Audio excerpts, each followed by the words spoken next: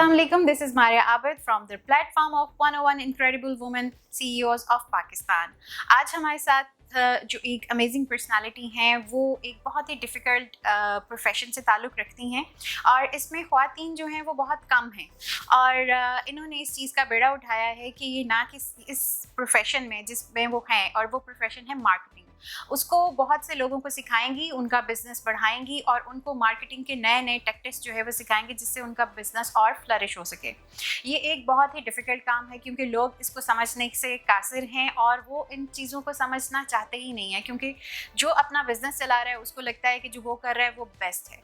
तो आइए हम मिलते हैं मिस उज़्मा कमाल से और उनसे उनकी इम्पॉर्टेंट जो टैक्टिक्स हैं उनके बारे में भी पूछते हैं जो वो लोगों को सिखाती हैं, ऑर्गेनाइजेशंस को सिखाती हैं और जिनकी वजह से सेल्स जो है वो बढ़ाती हैं लोगों के बिजनेस की। अस्सलाम वालेकुम मिस उस्मा। जी वालेकुम अस्सलाम Maria. Welcome to 101 CEOs। Thank you so much Maria. So Usma, मैंने आपकी प्रोफाइल देखी, उसमें आपका जितना भी आपने काम किया है वो सेल्स एंड मार्केटिंग में किया है।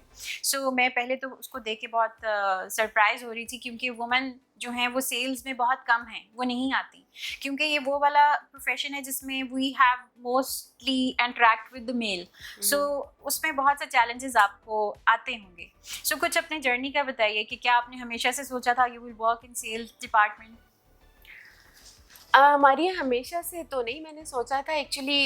मैंने I have over 16 years of working experience with MNCs और पाकिस्तान के लीडिंग ब्रांड्स के साथ मैंने काम किया है जिसमें प्रीडोमिनेंटली मैंने टेलीकॉम सेक्टर में बहुत काम किया है और जिन एरियाज़ में मैं काम करती थी वो sales operations, marketing, brand activation, affinity marketing, customer services, जिसे आप कमर्शियल डोमेन कहते हैं।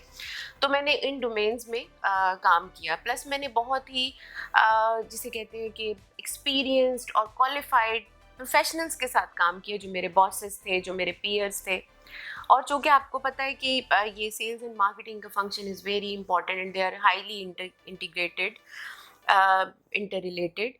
यहाँ एक और बड़ा मसला है कि लोग सेल्स एंड मार्केटिंग को डिफ्रेंशिएट नहीं कर पाते। मैं बाद में इसके ऊपर भी बात करती हूँ, बट मुझे बड़ा अच्छा एक रिच एक्सपोजर मिला, एक रिच एक्सपीरियंस मिला जो मैंने अपने कोलीग से अपनी वर्किंग के दौरान, अपने जो बिज़नेस पार्टनर, फ्रेंचाइजीज और जो भी होते थे उनसे मैंने सीखा। काफ़ी साल काम करने के बाद मैंने जब ये देखा कि मुझे कुछ अब ऐसा करना चाहिए जो कि मैंने सीखा है वो मैं लोगों को सिखाऊं, क्योंकि मैंने भी ये सब अपनी मिस्टेक्स से सीखा, अपने किसी बुक से नहीं पढ़ा, ना कोई ऐसा ट्रेनिंग प्रोग्राम आया कि जिससे मैं कहती कि मैंने ट्रूली वहाँ से सीखा है।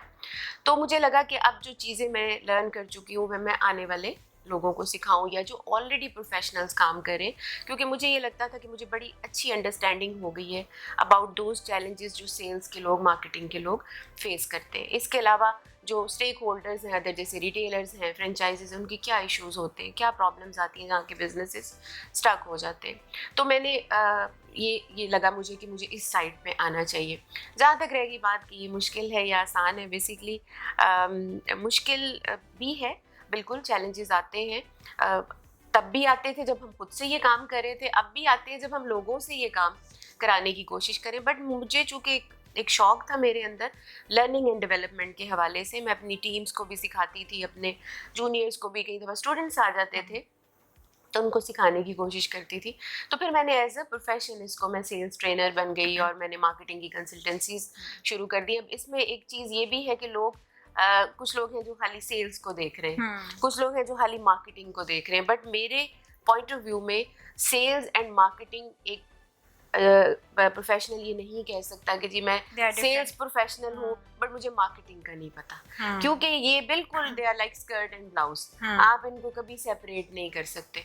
तो यहाँ मुझे लगा कि मुझे जहाँ सेल्स में लोगों को मदद करना है वहाँ पे मुझे उनको मार्केटिंग आप इसके लिए कस्टमाइज्ड आप प्रोग्राम्स जो हैं वो भी देती हैं डिफरेंट ऑर्गेनाइजेशंस एंड कंपनीज को जी। सो अब वो आपका कैसा, उसमें आपका एक्सपीरियंस रहा? जी देखिए, उसमें एक्सपीरियंस इसलिए बहुत अच्छा रहा क्योंकि मुझे खुद बड़ा सीखने का मौका मिला। जब मैं डिफरेंट इंडस्ट्रीज़ में गई, डिफरेंट कंपनीज़ के लोगों से मिली जिनमें वो कंज्यूमर के साथ बिजनेस भी कर रहे थे, बिजनेस टू बिजनेस भी थे, बिजनेस टू गवर्नमेंट भी थे। तो वहाँ पे मुझे खुद बड़ा सीखने का मौका मिला और बड़ी वैरायटी ऑफ ऑडियंस जब आपके पास होती है तो आप उनके अकॉर्डिंगली फिर आप अपना हर मॉड्यूल जो है उसको चेंज करते हैं। तो इसका फोकस ये होता है कि मैं एक्चुअली ये चाहती हूँ कि मेरे जो प्रोग्राम्स हैं वो लोगों के अंदर एक अर्ज डेवलप करें कि वो सीखते रहें, because I believe in continuous learning. और उसके लिए आपने एक सेल्स ब्रिलियंस प्रोग्राम भी अपना स्टार्ट किया, उसके बारे में बताइए जी। please. Sales brilliance program basically नाम से तो ऐसे लगता है कि इसमें बहुत बातें सेल्स के बारे में होंगी। यस, सेल्स को कवर किया जाता है और इसकी खसूसियत ये है कि ये सीरीज ऑफ सेशन है। बिकॉज मैं समझती हूँ कि जब आप विद रेगुलर इंटरवल्स सेल्स में ट्रेनिंग्स में कंसिस्टेंसी बहुत मैटर करती है।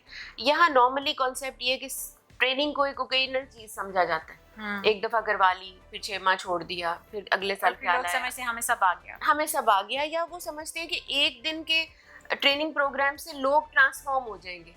Whereas आई बिलीव कि आपको एक प्रॉपर एक कंसिस्टेंसी के साथ चलना पड़ता है। तो this program is basically minimum मैं समझती हूँ 6 सेशन इसके और मैक्सिमम 12 सेशंस भी लोगों ने करवाए हुए हैं। तो वो विद रेगुलर इंटरवल, लाइक चूँकि सेल्स के लोग ज़रा उनका काम इस तरह का है कि उसको सफ़र नहीं होना चाहिए, तो वंस अ वीक हम 3 आवर्स का सेशन रख लेते हैं, बट एवरी वीक उसको करते हैं। उसमें फिर मैं चेंज से स्टार्ट करती हूँ कि why they should embrace the change, because we are living in era जहाँ बहुत रैपिड चेंजेस हैं। आपका बिजनेस लैंडस्केप चेंज हो गया, डिजिटलाइजेशन की वजह से आपका कस्टमर कंज्यूमर चेंज हो गया, उसका बिहेवियर बहुत कॉम्प्लेक्स हो गया, तो आपको भी चेंज होने की ज़रूरत है। आज अगर मैं पुराने तरीके पे सेल्स करने जाऊंगी तो द बायर और the customer will not like me. अच्छा, आजकल बहुत से ऑनलाइन बिजनेसेस भी हैं जी। सो उसमें भी मार्केटिंग और सेल्स के लिए कुछ आप प्रोग्राम्स रखती हैं? लाइक अभी जैसे ये पेंडेमिक में बहुत सी जो फीमेल्स थी they have started their business from home और कुछ सेशन करती हैं, कुछ एड्स लगाती हैं, तो उनके लिए भी कोई प्रोग्राम आपने डिज़ाइन किया है कि वो अपनी सेल्स को, अपनी जो प्रोडक्ट है उसकी मार्केटिंग को जो है वो एक्सपैंड कर सकें? जी बिल्कुल। देखिए, जिस तरह ऑन साइट बिजनेस के लिए सेल्स एंड मार्केटिंग इम्पॉर्टेंट है, ऑनलाइन बिजनेस के लिए भी उतना ही इम्पॉर्टेंट है। उसकी वजह क्या है, और ये अनफॉर्चुनेटली हमारे यहाँ पे जो ई कॉमर्स है उसको लोग अभी उस तरह से समझ ही नहीं पाए। बहुत इमेच्योर मार्केट है हमारी ई कॉमर्स की। उसमें मुझे जो सबसे ज़्यादा क्वेश्चंस आते थे कि जी हमने अपनी वेबसाइट तो बना ली है लेकिन सेल नहीं होती। इट्स द सेम थिंग कि जैसे आपने कोई स्टोर खोल लिया है फिजिकली, लेकिन आपने कस्टमर को इन्फॉर्म नहीं किया कि जी ये स्टोर खुल गया है। जिसने तो खुद से देख लिया, अगर किसी को आपने प्रमोट नहीं किया, उसको आप लोग फ्लायर्स देते हैं, पम्फलेट्स, उसकी out of home visibility create करते हैं, तो वो इसीलिए करते हैं सो दैट पीपल नो कि यहाँ स्टोर खुल गया। वेब पे जाके स्टोर बना देना और उसको प्रमोट ना करना, जब तक वहाँ रेलिवेंट ट्रैफिक नहीं आएगी आपकी सेल्स हो ही नहीं सकती। So you have to have a proper marketing strategy for your online business as well.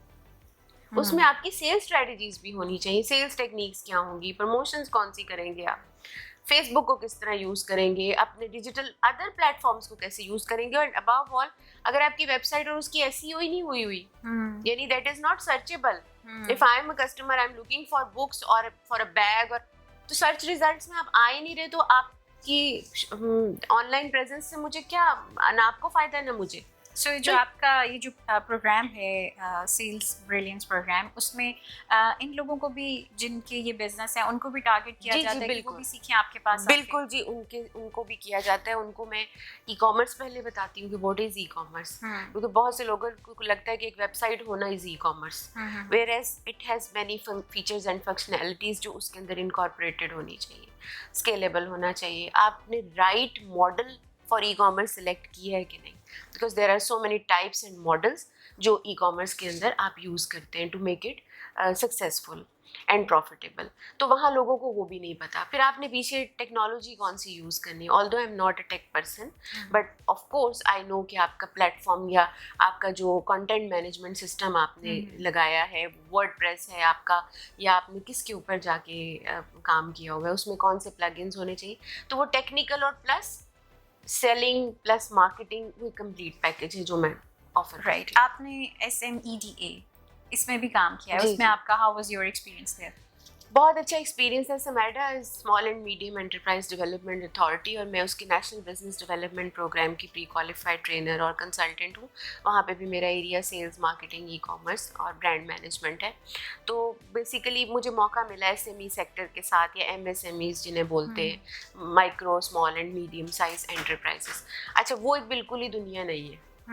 यानी एसएमई सेक्टर जो है वो रफली हमारे जीडीपी में 35% कंट्रीब्यूट करता है, वेयर एज अगर आप अमेरिका में देखें तो it's contributing 80%। Indonesia, Turkey, Taiwan में रेवोल्यूशन आई इकोनॉमी में जब उनकी एसएमई ने ग्रो किया। तो मुझे लगा कि ये तो एक बहुत इम्पॉर्टेंट काम है। और फॉर पाकिस्तान अगर एसएमई को आप स्ट्रेंथन कर देंगे तो एसएमई सेक्टर जो है वो जीडीपी में उसकी कंट्रीब्यूशन बढ़ जाएगा। बट वहाँ के चैलेंजेस बहुत डिफरेंट है।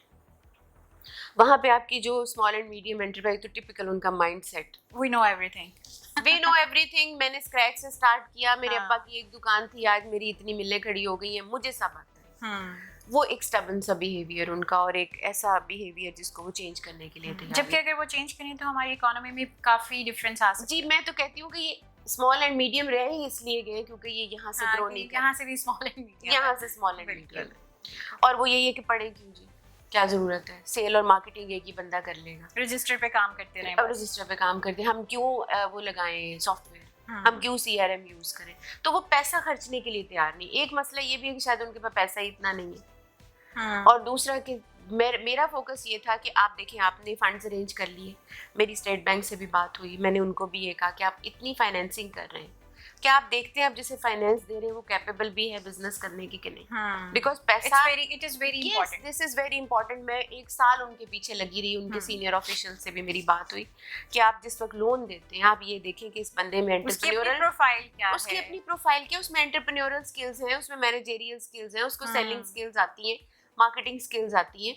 Women resource and incubation centre की भी मैं मेंटोर हूँ, और वहाँ पे भी मैं उन खवातीन से यही बात करती हूँ कि आपका idea if it's not sellable तो ये फजूल है, do not waste your time. अब वहाँ वो स्टेट बैंक से फाइनेंस ले लेते हैं, प्रोडक्ट भी बना लेते हैं, कोई रिसर्च की नहीं होती, वो प्रोडक्ट लेटर ऑन कस्टमर पसंद नहीं करता, बिकती नहीं है, तो आपने वो पैसा भी जाया कर दिया, आपने किसी और की अपॉर्चुनिटी किल कर दी जो शायद आपसे ज्यादा उस पैसे को मैनेज कर सकता था या कर सकता। तो यहाँ पे समाइडा एक काम कर रहा है, नेशनल बिजनेस डेवलपमेंट प्रोग्राम, जिसकी मैंने आपसे बात की, they are just working on the capacity building. अच्छा, वो फाइनेंशियल साइड नहीं देख रहे, जबकि अब अब्रॉड में अगर आप देखें तो वहाँ पे small and both sides, yes, वो रेगुलर इंटरवल्स पे आपकी ट्रेनिंग्स भी करा रहे हैं, आपको पैसा भी दे रहे हैं, देख रहे हैं आप यूटिलाइज कैसे करें। अमेरिका में बहुत बड़ी एग्जांपल है उनकी, जो स्मॉल मीडियम एसोसिएशन है, वो इसके ऊपर इसी तरह से काम करी। बट पाकिस्तान में 2 लोग डिफरेंटली काम कर रहे हैं, जबकि उनको इंटीग्रेट करके काम करना। आप इन लोगों को जो हमें अभी इस वक्त देख रहे हैं, बहुत से ऐसे होंगे जिनकी बिजनेसेस होंगी, आप उनको क्या मैसेज देना चाहती हैं? जी, बिजनेस के लिए मैं मैसेज तो यही दूंगी कि आप रिसर्च करें सबसे पहले। जब भी आप कोई काम करना चाहें, कोई आइडिया आपके माइंड में है, उसके लिए रिसर्च करें। रिसर्च करना आजकल कोई मुश्किल नहीं है, आपके पास बहुत से चैनल्स हैं, टूल्स हैं जिनके थ्रू आप रेलिवेंट डाटा ले सकते हैं।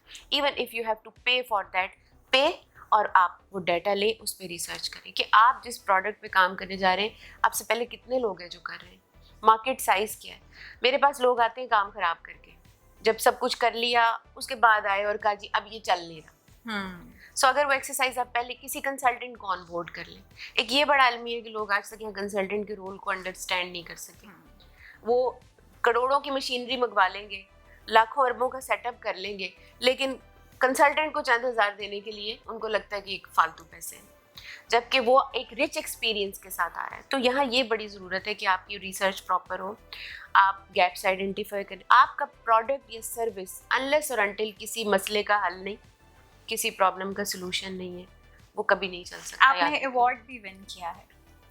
जी, एक्चुअली वो अवार्ड विन नहीं किया, बेसिकली मेरी नॉमिनेशन गई हुई है, तो अवार्ड अभी उसका अनाउंस होना है।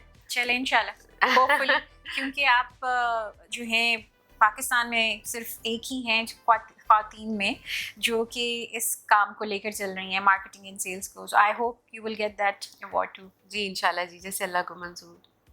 Thank you so much mrs मा, हमें बहुत अच्छा लगा आपसे बात करके और यकीन कीजिए कि ये बहुत ही इन्फॉर्मेटिव था और मैं ये सोच रही हूँ कि कोई बिज़नेस स्टार्ट करने से पहले आपसे ज़रूर कंसल्ट करूँ। जी जी, मोस्ट वेलकम मारिया। मैं तो बहुत इनकरेज करती हूँ फीमेल्स को कि फीमेल्स को आना चाहिए, और फीमेल्स बहुत अच्छा काम कर रही हैं। अगर वो थोड़ा सा और इसको प्लान कर ले, थोड़ा सा और सीख समझ के काम करे, तो वो बहुत अच्छा काम जी कर सकते बिल्कुल, हैं। जैसे मैंने ये कहीं पढ़ा था, if you want to done something ask a woman. Yes. So thank you so much. बहुत शुक्रिया जी, थैंक यू जी।